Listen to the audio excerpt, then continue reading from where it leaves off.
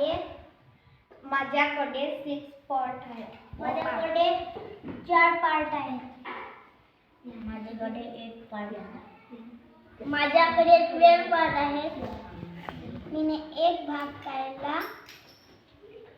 1/5. मीने एक भाग काढला 1/6. मीने एक भाग काढले 1/4. एक भाग काढले 1/8. मीने 2 भाग काढले 2/12. माझे राहिलेवाले 5/4/5. माझ्याकडे 5/6. माझ्याकडे आहे 3/4. माझ्याकडे 7/8.